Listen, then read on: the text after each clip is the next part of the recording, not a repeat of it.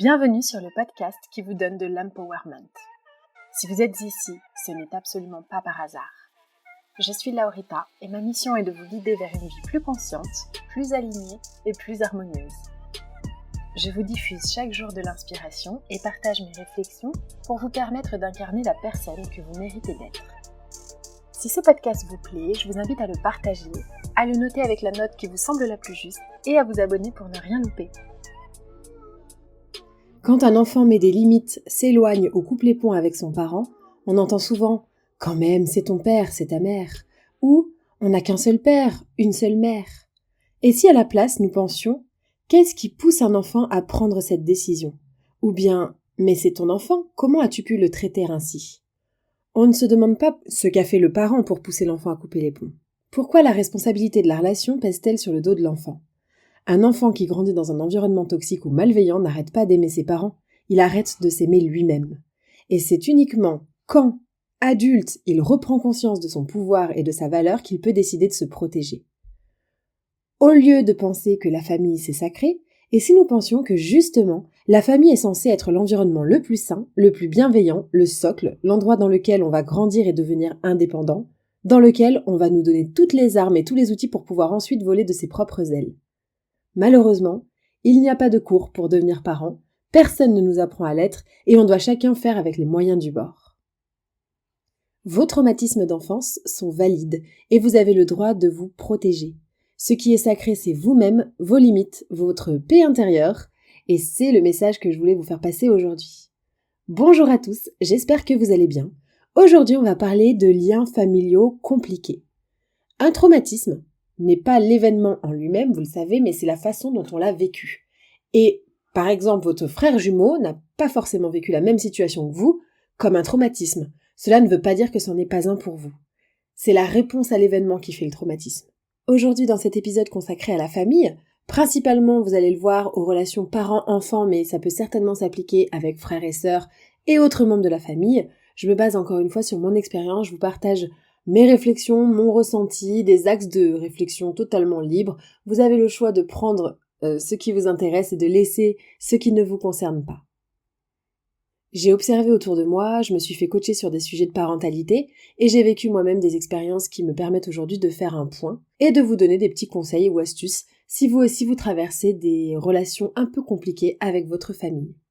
Si parfois vous ressentez qu'on ne vous traite pas de la façon dont vous méritez d'être traité, ou bien que votre entourage, qui est pourtant censé être là pour vous, vous fait souffrir, ou simplement peut-être un inconfort à l'idée de voir votre famille, une boule au ventre par exemple avant les vacances de Noël, n'est-ce pas ? Et que quand vous essayez de communiquer avec eux, ils vous disent « Oh mais t'es fou, oh là là, on est ta famille, quel drama queen, mais t'es encore là-dessus toi ? Oh c'est vrai que t'as été très malheureux. » Ou bien « Mais pas du tout, nous on veut ton bien, on t'aime, tu le sais, franchement si c'était pas pour ton bien, on ne te le dirait pas. » Est-ce que vous reconnaissez ces discours-là ? Parfois, on peut aussi entretenir de la rancœur envers ses parents. On ne les a pas forcément trouvés à la hauteur, parfois on trouve qu'ils ont fait les mauvais choix. Donc avant de commencer, je vais quand même me faire l'avocat du diable, en vous disant que d'une part, la rancune est un fardeau que vous vous infligez à vous-même, mais surtout rappelez-vous que les gens se font avant tout du bien à eux-mêmes, avant de vouloir faire du mal aux autres. Ceci étant dit, je sais ce que c'est, et je suis là pour valider votre expérience, parce que parfois on peut se demander, mais est-ce que j'ai été un mauvais enfant ? Est-ce que je fais ça pour attirer l'attention ? Est-ce que moi-même je me crée des problèmes ? On peut parfois se remettre en question, surtout quand il s'agit de gaslighting. Je vous en ai fait tout un épisode d'ailleurs si ça vous intéresse. Donc vos traumatismes, vos ressentis, vos émotions et vos intuitions aussi sont valides et normales. Après cette période de fête de fin d'année, j'ai reçu énormément de messages de gens sur les réseaux sociaux, sur lesquels, si vous ne me suivez pas encore, il n'est pas trop tard, laurita.socaliente, de gens ayant des problèmes relationnels avec les membres de leur famille, bon, souvent les parents, mais pas uniquement.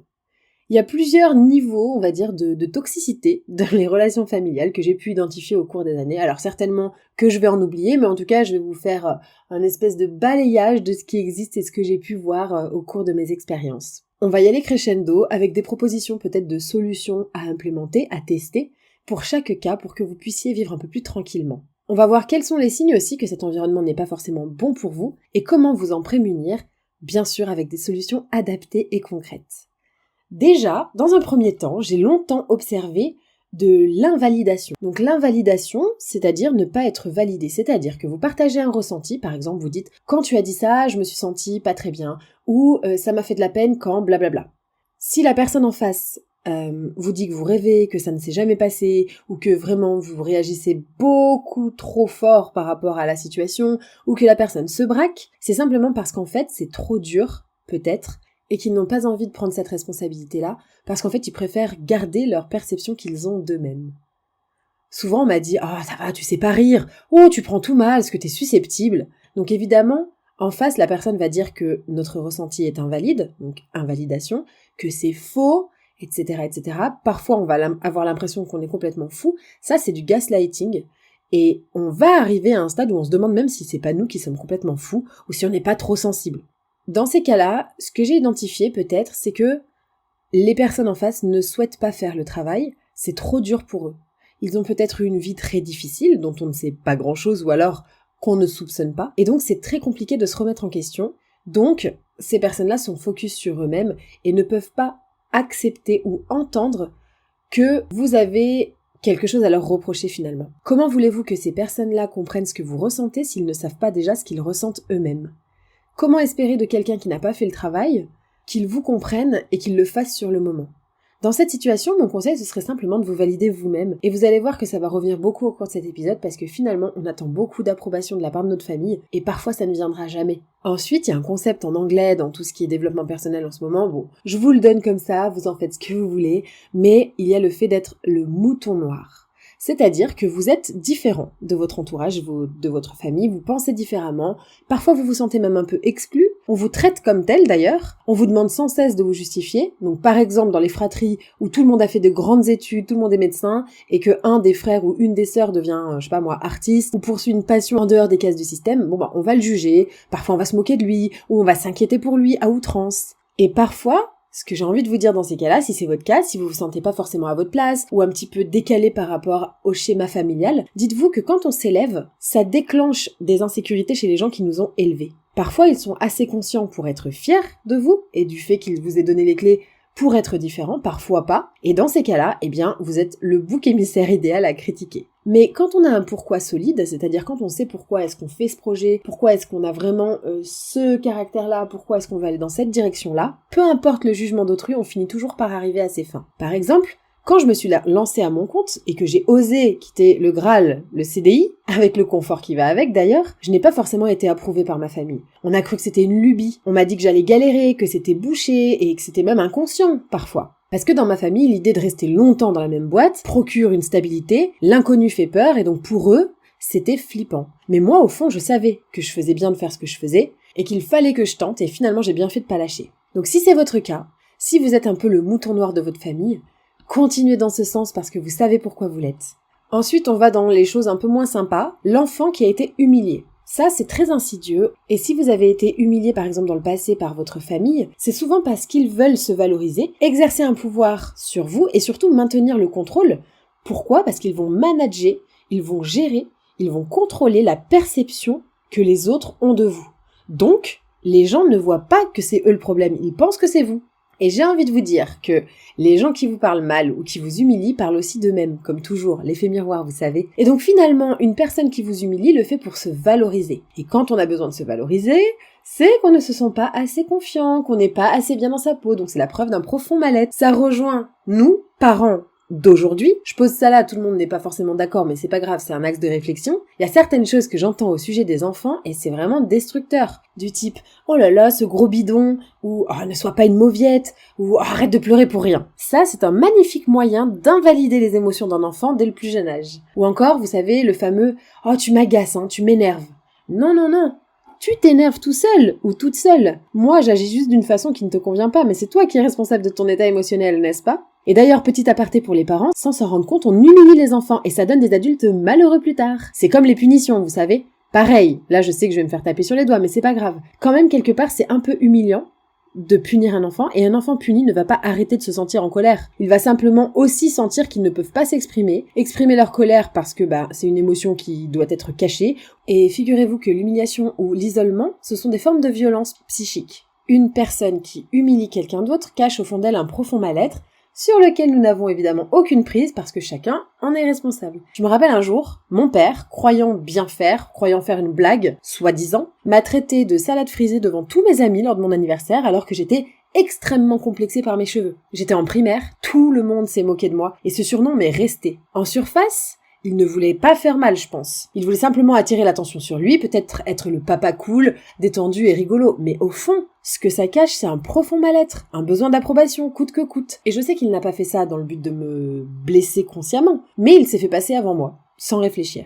Et cette anecdote qui vous paraît peut-être insignifiante, vous en avez peut-être aussi des exemples de ce type où les gens pourraient vous dire « Ouais, franchement ça va, c'était pour rire ». Mais c'est vous qui ressentez et donc c'est vous qui décidez si c'est pour rire ou pas. Et surtout si c'est drôle. Ce que je dis souvent à ma fille, c'est qu'une blague n'est drôle que si elle fait rire tout le monde, n'est-ce pas? Derrière l'humour, je pense qu'il y a beaucoup de vérité parfois. Et certains parents sont aussi très maladroits et ça peut aussi faire également très mal. Il y a des parents qui n'ont pas peur d'humilier effrontément leurs enfants de façon beaucoup plus violente, sans même prôner l'humour. Et ça, c'est une forme également de violence. Il y a aussi un certain type de personnes dans les familles, et c'est absolument tout aussi toxique que ceux qui sont frontales, qui humilient ou ceux qui rabaissent ou qui invalident, ce sont ceux qui ne disent rien, parce que le silence est aussi une réponse. J'ai pensé à ça récemment en me disant qu'il y avait aussi des gens qui n'intervenaient pas, qui ne voulaient pas se mouiller. Et ça aussi, c'est quelque part une réponse à un événement qui peut se passer. Je pense à des enfants qui, par exemple, ont subi l'inceste, et dont leur autre parent n'a rien dit par peur ou par déni, ou bien même si par exemple votre mère vous rabaisse et que votre père ne prend pas forcément votre défense, c'est peut-être aussi une forme de violence, qu'est-ce que vous en pensez? On a tendance à trouver des excuses du genre « Ah non mais c'est pas ma place de dire quelque chose ». Mais si, au sein d'une famille, c'est ta place de protéger ton enfant et de stand up si quelqu'un lui fait du mal, même si c'est ta femme. Donc, en anglais, on appelle ça le peacekeeper, c'est-à-dire le gardien de la paix, celui qui va essayer d'aplanir un peu tout, voire aplatir du genre « Ah ça va, prends sur toi, c'est pas grave » ou « Oh, n'en fais pas tout un foin, c'est rien, laisse tomber, laisse couler ». Ça, c'est sa façon de se protéger, c'est un mécanisme de défense, parce que il ou elle déteste le conflit, mais ça cache aussi une souffrance, et parfois ça peut faire du mal aux enfants, ou à la personne concernée, simplement parce qu'elle ne se sent pas validée. Ensuite, j'ai identifié récemment aussi un lien qui est pas forcément très sain, c'est la fusion. Il y a des parents qui sont fusionnels avec leurs enfants, ou des frères et sœurs qui sont fusionnels, et parfois, par exemple, les parents empêchent les enfants de prendre leur liberté, de faire leurs propres choix. Ils se placent un peu en best friend forever de leurs enfants, ce qui fait que les enfants sont confus. Ils n'osent pas, comme toujours, déplaire, parce qu'ils sont sans cesse en recherche de validation du parent fusionnel, et c'est assez malsain, c'est très lié à la peur de l'abandon du parent, ce qui est aussi délétère pour l'enfant. Certains appellent 100 fois par jour, d'autres veulent tout savoir, pire encore. D'autres fouillent carrément dans les affaires de leurs enfants, les infantilisant, en essayant de garder le contrôle. Et ça peut paraître comme un signe de grand manque d'estime de soi-même, de confiance en soi, ou de peur d'être seul. L'enfant va donc alors chercher tout le temps l'approbation du parent, et il sera jamais libre en fait de faire ses choix. C'est terrible. J'ai une amie qui est en fusion avec sa mère, au point de l'appeler pour lui demander son avis sur les fringues qu'elle va acheter, sur le repas qu'elle va manger le midi, etc. Et je constate à quel point elle n'a plus aucun pouvoir de décision sur sa vie. C'est une relation de dépendance affective et si elle n'est pas adressée, elle peut faire de gros dégâts dans le long terme. Donc si vous êtes en fusion avec quelqu'un de votre famille, essayez peut-être de prendre un peu de recul et de voir qu'est-ce que ça ferait de défusionner. Parfois, quand on est adulte, on devient l'enfant responsable. Celui-ci, c'est un des points sur lesquels je chemine encore, c'est le fait de se sentir responsable de ses parents, voire parfois même redevable. Peut-être que ça vous parle si vous avez un parent malade, ou si vous avez un parent qui est seul. Il y a sans doute cette idée qu'un enfant se sent responsable de ses parents quelque part parce qu'il se dit « il m'a mis au monde, il m'a nourri, je lui dois bien ça » ou « je peux pas le laisser quand même, c'est mon père » ou « c'est ma mère ». C'est un travail de longue haleine, difficile à faire que de reconnaître que l'enfant n'a absolument rien demandé, que faire des enfants à la base est un acte assez égoïste. Je vous en ai d'ailleurs fait tout un épisode si ça vous intéresse. Pas égoïste dans le sens péjoratif du terme, si tant est qu'il puisse y avoir un terme péjoratif, mais plutôt centré sur son ego. Bref, et donc quand on est dans cette relation de redevabilité, je sais pas si ça se dit, de dette, on fait des choix de vie qui ne sont pas ceux qu'on aimerait réellement pour nous-mêmes, mais on les fait pour le parent. Et forcément, ça va remonter à un moment donné comme de la colère ou comme de l'énervement. Ou bien même quand on fait ses choix de vie, mais qu'on culpabilise. Exemple, quand on a un parent seul et vieillissant, on n'ose pas forcément partir vivre à l'étranger, même si c'est notre souhait. Ou bien quand on a un parent alcoolique, par exemple, on n'ose pas le laisser, on a peur, on essaie de le sauver alors qu'on sait pertinemment qu'on ne sauve pas les gens. Parfois, la meilleure façon de sauver quelqu'un, c'est aussi de le laisser face à lui-même. On n'est pas loin d'être dans une dynamique du triangle dramatique dans ces cas-là. Et une fois qu'on l'a reconnu, c'est plus facile d'en sortir. Mais souvent, l'enfant qui a besoin de jouer un rôle du sauveur dans une relation a joué quand il était plus jeune le rôle du parent à la place de son parent. Ma psy m'a dit la dernière fois, pour rappel, on n'est pas responsable de l'état émotionnel de qui que ce soit et on ne peut pas rendre les gens tristes. Et ça, c'est vrai que souvent, comme je vous le disais tout à l'heure, on dit aux gens « tu m'énerves » ou « tu m'as rendu triste ». Mais non en fait, ce n'est pas nous qui les rendons tristes. On ne fait pas culpabiliser quelqu'un, c'est cette personne qui culpabilise. C'est tout, qu'en pensez-vous ? Et c'est vraiment dur parce qu'on a envie d'aider. Ça sert notre besoin d'importance, c'est quelque part aussi notre vision que l'on a de nous-mêmes. Si vous avez des amis qui se sentent responsables de leurs parents malades par exemple, ou alcooliques, ou qui malgré une volonté de poursuivre leurs rêves se bloquent pour rester à leur côté, peut-être que c'est une forme de responsabilité qui ne devrait pas être. Mais reconnaître que de se sentir responsable de ses parents est une réaction à un trauma ou à une blessure de l'âme, c'est le premier pas peut-être vers une paix intérieure un petit peu plus améliorée. J'aimerais vous dire aussi qu'aucun choix que vous ne ferez, vous concernant, n'a le pouvoir de blesser quelqu'un. L'autre choisit d'être blessé, mais il pourrait aussi choisir d'être heureux pour vous, de vous voir si aligné. Exemple perso, quand j'ai eu l'opportunité de partir vivre aux États-Unis, ma famille était triste, me disait que c'était risqué, que c'était même égoïste de partir et de les laisser. Mais d'une part, bien sûr que c'est égoïste, et j'ai envie de vous dire que, dans un prochain épisode d'ailleurs, je vais vous parler des bienfaits du fait d'être égoïste, et d'autre part, pour moi, une famille aimante et qui veut ton bien, t'encourage, t'applaudit, te soutient et te dit qu'elle sera toujours là pour toi. Bien sûr qu'ils peuvent être tristes, évidemment, de ne plus nous voir autant, triste de nous savoir loin, etc. Mais avant tout, ce qui devrait primer, c'est quand même la joie et la fierté qu'on ait réussi à atteindre notre objectif, non ? Dans un environnement familial, on veut le bonheur et le bien de l'autre, sinon c'est qu'il y a un problème. Après, j'ai identifié que certains liens familiaux génèrent quelque peu de la jalousie. Alors ça peut être de la jalousie envers leurs parents, envers leurs enfants, les frères et sœurs, etc.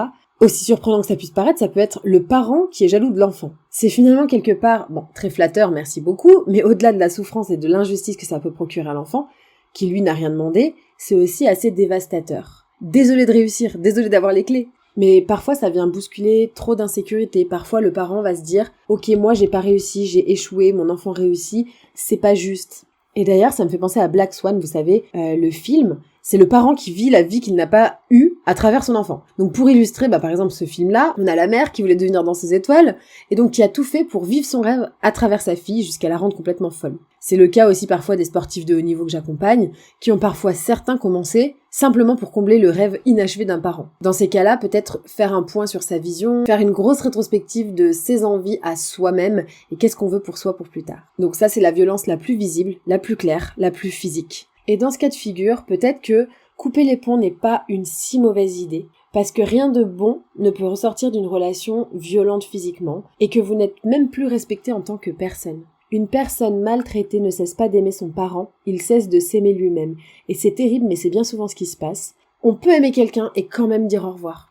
Quand quelqu'un vous dérange, ou vous a fait du mal, retirez-lui son pouvoir, c'est-à-dire retirez-lui votre attention. Retirez-lui votre énergie. Ils sont sans pouvoir, ils n'ont plus le pouvoir de rien du tout si vous ne leur donnez pas d'énergie. Et c'est d'ailleurs parfois le meilleur moyen de vous sauver. Si vous êtes sous emprise, vous trouverez de quoi vous sauver dans les notes du podcast, parce que je vous ai concocté un plan d'action pas à pas pour sortir de l'emprise. Faites-vous aider.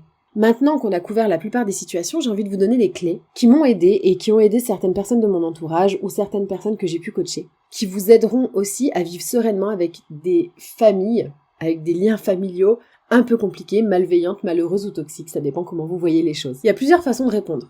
Soit vous êtes en conflit, vous vous justifiez sans cesse, vous voulez prouver que vous avez raison, ou vous vous isolez et vous parlez à quiconque de votre problème, quiconque pourrait écouter vos plaintes, vous pensez beaucoup à ça, ça vous bouffe la vie. Vous voulez coûte que l'autre comprenne votre point de vue, vous avez la foi, vous vous dites que ce n'est pas une personne si méchante ou si mauvaise, et qu'elle pourrait comprendre, et vous vous retournez le cerveau dans tous les sens parce que vous voulez savoir comment faire pour prouver que vous avez raison. J'ai essayé avec certains membres de ma famille, je vous le dis tout de suite, je vous le donne en mille, ça ne marche pas du tout.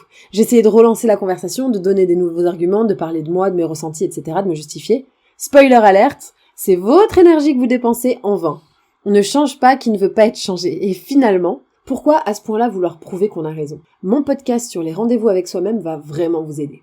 La solution aussi très radicale, c'est de couper les ponts et vous continuez votre vie sans eux. Certains ont trouvé cet échappatoire et je ne saurais vous donner un avis là-dessus. Je pense que chacun fait un peu comme il peut. Si cette solution est la plus pertinente, alors il ne faut pas hésiter. J'ai une amie dont le père est alcoolique et qui la frappe et l'insulte à chaque fois qu'il boit. Elle a essayé plusieurs fois de lui en parler. Bon, à un moment donné, elle voit plus trop d'intérêt, ni pour elle, ni pour lui, de continuer à se voir et à se côtoyer, donc elle a coupé les ponts.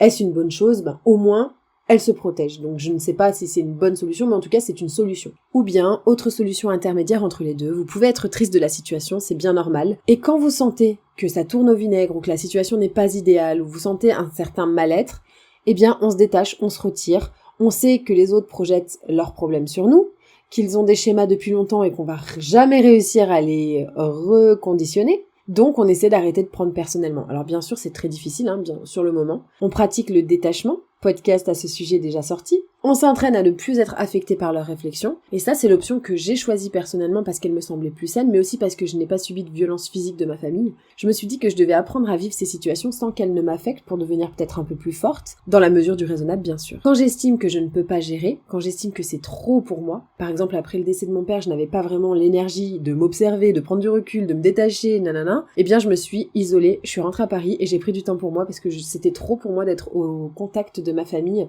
avec lesquels il y avait trop d'enjeux. Parfois, quand je suis dans une énergie où je suis d'attaque pour faire face aux critiques et voir si elles m'atteignent toujours ou pas, la réponse est souvent oui d'ailleurs, dans ce cas-là, je vois la personne. Je pense qu'il faut vraiment s'écouter, il n'y a pas vraiment de bonne réponse, essayez de trouver un équilibre qui vous fait ne pas culpabiliser, qui vous fait du bien sur le moment, essayez de gérer au jour le jour, je pense que c'est step by step dans ces situations-là. Et petit conseil, vous en faites ce que vous voulez, mais faites-vous passer en priorité. Faites des activités pour avoir des choses positives à raconter, pour générer des hormones du bonheur dans votre cerveau, et surtout fixez des limites claires. Pourquoi ces gens-là continuent ? Parce qu'il n'y a pas de barrière. Ça c'est très dur, de mettre des barrières avec sa famille, c'est extrêmement difficile, on a beaucoup de mal, mais vous avez le droit. Mettre de la distance, c'est aussi ok. On ne reste pas forcément où les gens ne nous respectent pas. Et on ne peut pas attendre d'eux qu'ils nous respectent si nous-mêmes on ne respecte déjà pas nos propres barrières. Sachant que, évidemment, se respecter, c'est respecter les limites que l'on se fixe, n'est-ce pas ? Petit message aussi aux parents avant de terminer. J'ai souvent entendu des choses sur les enfants de mon entourage, que ce soit de la part de leurs parents ou de leurs grands-parents ou même d'amis. Et je pense que c'est aussi notre rôle, en tant que parents conscients, d'être présents, de protéger nos enfants, peu importe la personne en face. Par exemple, je l'évoquais tout à l'heure, « Oh, ton gros ventre » ou « Oh, il est timide », c'est non. J'aurais tellement aimé qu'un adulte prenne ma défense quand j'entendais des choses humiliantes ou blessantes à mon égard, même si c'était pas quelqu'un de ma famille. Un jour, un homme m'a dit « Bonjour jeune homme » et mes parents ont rigolé. J'aurais trop aimé qu'ils disent « Non mais c'est une fille en fait ». J'aurais tellement aimé que les adultes prennent ma défense. Dites à vos enfants que les gens qui leur font des réflexions pas très agréables sont des gens malheureux, des gens qui n'ont pas compris à quel point les enfants c'est des trésors, et intervenez dès qu'un adulte, quel qu'il soit et quel que soit son statut, manque de respect à votre enfant. Montrons-leur qu'on est là pour eux et qu'on est là pour les protéger. Ensuite, il y a le fait de communiquer avec votre famille. Parce qu'en fait, avant de prendre n'importe quelle décision, la communication me semble être une bonne option. Parfois, je pense que c'est la principale clé et les incompréhensions résident dans le manque de communication. Alors, après avoir testé plein de formules, je me suis rendu compte que le truc qui déclenche le moins les gens d'en face, c'est de dire « je » quelque chose. Je me sens triste en ce moment car, je suis inconfortable quand tu, je ressens de la colère quand tu, etc., etc. Une fois que vous avez exprimé clairement, observez la réponse de la personne. Soit on vous dénigre, soit on vous dit que vous faites un fromage de rien, ou bien on va vous dire « mais non, mais faut pas le prendre comme ça », ou toute autre technique d'évitement, auquel cas votre tentative sera infructueuse et vous n'aurez pas besoin d'engager davantage dedans. Coupez court si vous voyez que l'autre devient agressif, sur la défensive, ou bien qu'il fuit, parce que rien de bon ne peut sortir de cette situation-là. À l'inverse, la personne semble peut-être étonnée, émue, désolée, et qu'elle s'excuse profondément. Là, la porte est ouverte. Bien entendu, une seule conversation devrait suffire pour remettre les choses dans l'ordre, et si dans le futur, ça fonctionne toujours pas, les schémas se répètent, alors il faudra peut-être passer aux prochaines étapes. Deuxième clé, c'est arrêter d'espérer. Facile à dire, pas facile à faire du tout. On espère toujours que les gens changent, mais je vous le dis, on ne force pas le dev perso de quelqu'un. Les gens, parfois, préfèrent rester dans leur schéma parce que en sortir, ce serait beaucoup trop destructeur pour leur ego et pour eux-mêmes, et ils ont trouvé un moyen de survie comme ça, donc ils s'y tiennent. Ça, c'est ce qu'on appelle l'effet Dunning-Kruger. C'est-à-dire le fait d'avoir avancé sur le chemin du dev perso et de prendre les autres un petit peu de haut en se disant « mais ils ont rien compris ceux-là, c'est pas possible ». Attention à ne pas tomber là-dedans. J'ai arrêté, moi, d'espérer qu'ils comprennent, qu'ils soient pour une fois un peu supportifs. Je me souviens l'avoir souvent pensé pour une fois où dans cette situation, j'aurais aimé qu'elle réagisse ainsi. Mais en fait, ça, c'est pas possible. Et c'est le plus gros travail qu'on peut faire en tant qu'adulte, de comprendre que nos parents ont fait de leur mieux avec les outils qu'ils avaient à disposition et que surtout, ils ne sont pas capables de nous donner ce que l'on veut. Ils repoussent leurs émotions depuis toujours, ils ne peuvent pas accueillir les nôtres. Comment peuvent-ils être là pour nous s'ils ne sont pas là pour eux-mêmes ? Croyez en vous, validez-vous dès lors que vous vous validez vous-même et que vous avez une vision claire de votre futur, tout s'éclaircit. Troisième clé, le silence est aussi une réponse. Quand quelqu'un vous parle mal dans la rue, fuyez. Si un ami vous manque de respect, peut-être qu'il ne restera plus votre ami. J'espère, en tout cas. Sinon, allez écouter l'épisode sur vos gens immédiatement. Et il est temps de faire descendre nos parents de leur piédestal et de réaliser que ce sont des humains, comme les autres, qui doivent nous traiter avec le même respect que les autres. Donc on va finalement opter pour le silence si la personne, par exemple, ne s'arrête pas. Et nous-mêmes, on se permet parfois beaucoup trop de choses avec les gens qu'on considère comme acquis, mais pour autant c'est un tort, je pense. Donnez-vous de l'amour et du respect. Et n'absorbez pas les mots des autres, écrivez tout ce qui vous passe par la tête, ça s'exprime par la main et donc ça s'imprime dans le papier. Donc on a vu la première clé, communiquer avec votre famille, 2, arrêter d'espérer, 3, le silence, c'est aussi une réponse. Et 4, alors ça c'est ma favorite de tous les temps, c'est le fait de miser sur la famille qu'on a choisie. Une fois qu'on a donné beaucoup de chance à la famille qu'on n'a pas choisie, c'est-à-dire notre famille tout court, il y a une famille qu'on se choisit.